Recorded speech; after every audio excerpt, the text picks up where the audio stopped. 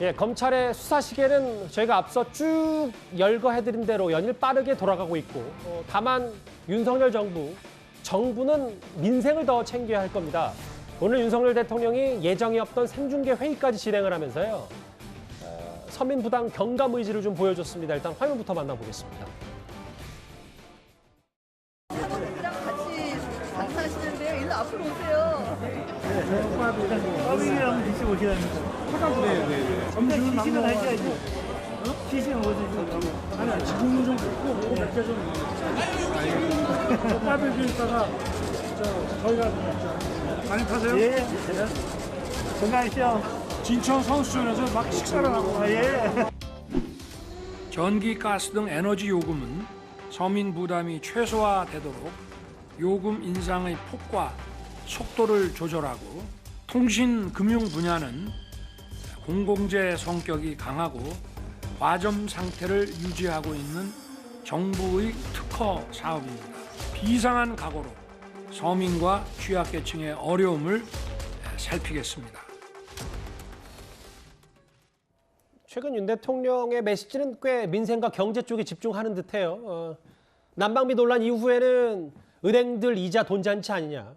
그리고 오늘은 통신비 그리고 통신사까지 겨냥한 듯한 서민 경감 대책을 좀 발표했는데 어떻게 좀 저희가 받아들일까요? 지금 뭐 경제가 어렵다는 것은 뭐 다 아는 사실일 겁니다. 근데 경제가 어려우면 다 어려우면 괜찮지만 일부에서 특혜를 받거나 일부에서 너무 많은 이익을 남기면 이게 예. 박탈감이 커지거든요. 그러니까 사회가 유지되려면 딴 것보다는 함께 어떤 면에서 가면 괜찮지만 일정한 직군이나 일정한 기업 같은 경우에 너무 많은 이득을 남겨서 뭐 지금 은행 같은 경우는 지금 명예퇴직금 합쳐서 한 10억 정도 준다 그러니 이 국민들 입장에서 보면 굉장히 복장이 터지는 문제거든요. 왜냐하면 지금 금리가 너무 높고 지금 뭐 이자 부담이 너무 높은 상황에서 은행은 예대 마진 때문에 하고 있으니 그러니까 그래서 오늘 비상대책위원회에서 이제 이 민심이 좀 심각하다라는 것 때문에 이제 대통령이 공식적으로 공공요금 인상을 어떤 이 상반기에 중단을 하고 여러 가지 조치를 취한 것 같습니다.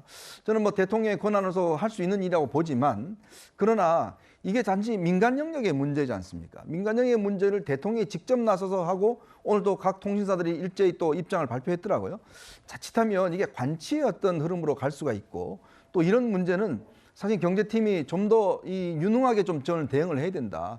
대통령이 갑자기 비상경제대책에 대해서 이걸 불쑥 내놓으면 시장에 미치는 또 악영향도 있고 마치 시장에 개입한다는 그렇죠. 느낌을 줄 수 있다. 그리고 또 이게 지금 상반기에 안 올린다고 그러죠. 그럼 하반기에는 어떻게 할 겁니까? 상반기에 안 오는 거를 전부 다 또 할 수도 없는 거 아니겠습니까? 그래서 이런 어떤 좀 경제에는 좀 치밀한 대처가 필요하다.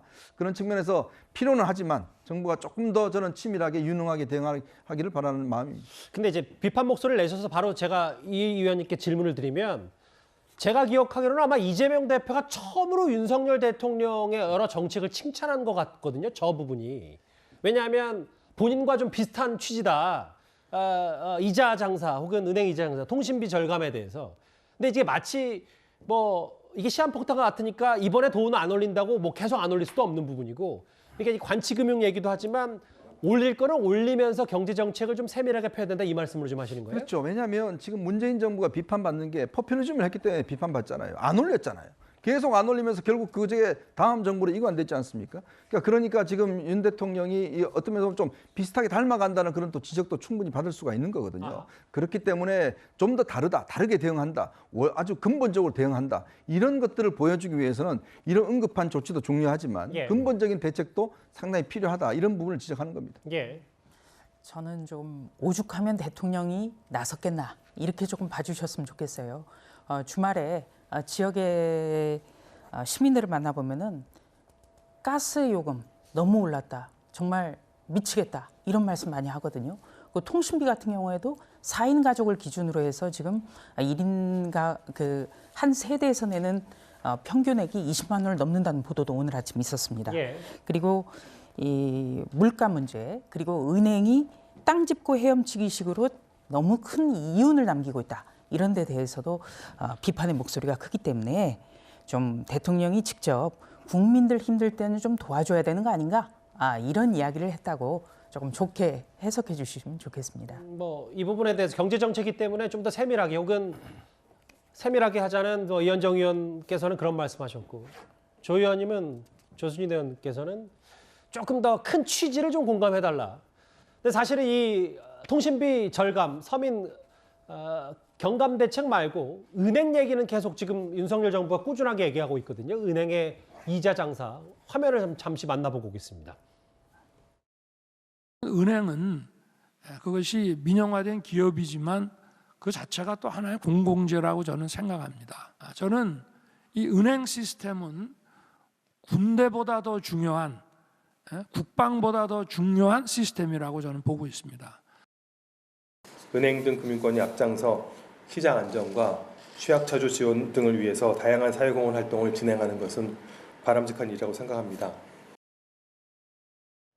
그러니까 윤 대통령 생각은 은행도 공공재라고. 예. 공공재라는 표현은 만약에 은행이 빚을 져서 망하기 직전이라면 그 나라가 다 보존해줘야기 때문에 공공재다.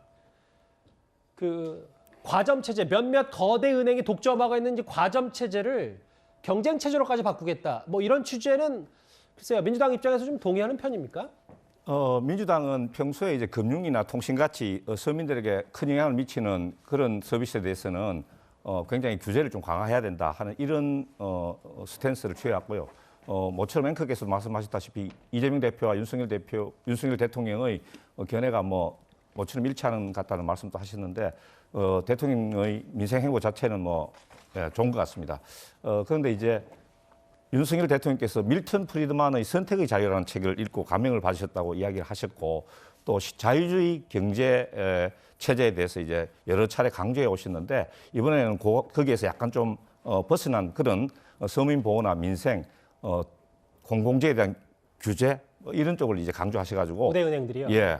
저희들은 다행으로 생각합니다. 그런데 이제 최현정 앵커께서 말씀하셨다시피 이게 이현정 의원님 말씀하십시오. 예. 너무 이렇게 예. 강하게 그립을 쥐다 보면은 과거로 좀 회귀하는 듯한 관치금융 말씀도 나왔지만 오늘 또 이제 은행 과점 이야기하니까 이복형 금융위원장이 불려 나왔지 않습니까? 예. 그런 거.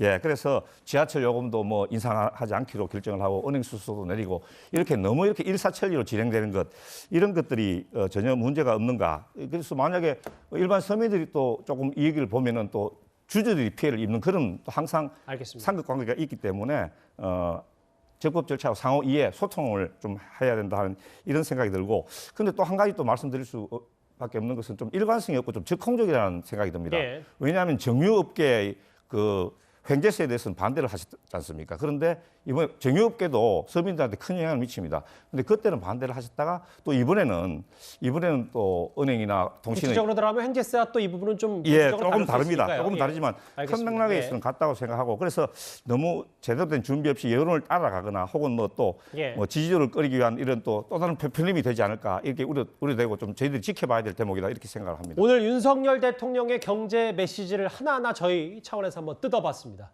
지금부터는 사건 사고로 가보겠습니다.